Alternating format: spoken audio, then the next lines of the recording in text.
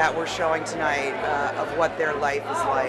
It's very depressing. Horse-drawn carriages in New York bring people to the New York of a century ago, the New York of squalid tenements and factories with child labor. And it took very brave individuals armed with cameras to go into some of these places and put them out to pasture, so to speak, put them out of New York's history. Fortunately for the horses, Donny Moss is continuing in the tradition of exposing an ugly part of New York that New Yorkers either don't want to see or look away from, and that's the carriage horse trade. I saw this film and I thought, you know, this is such an uphill battle to get this film publicized. I'm glad that it did come to this for Donny. And horses do get hit by cars. It doesn't happen a lot, but it happens enough. When I was doing this back in 1992, the people from the carriage trade came. They threatened me physically in the council chamber.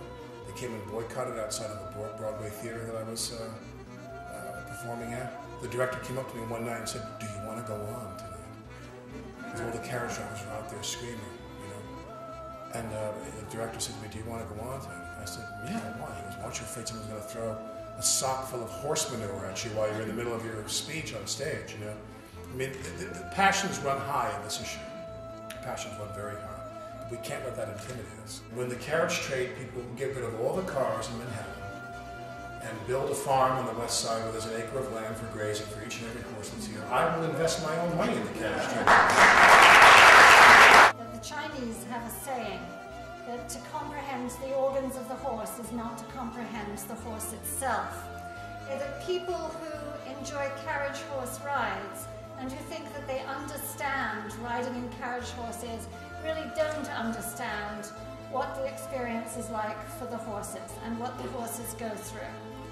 But there is one woman who understands, and that is the wonderful Nancy Alexander, who some of you may have heard of or know, who lived in New York, was on the stage in New York, and when she heard that Donny Moss had made this long-awaited documentary, she was so excited.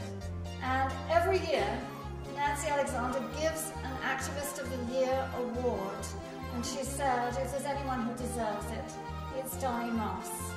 So Alec, I think you are going to present the Nancy Alexander Award to Donny Moss.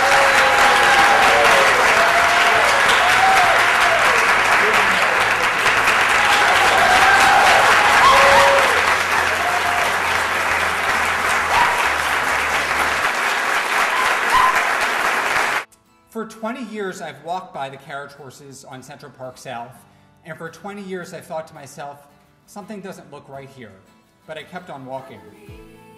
Then in 2006, a car smashed into the side of a horse.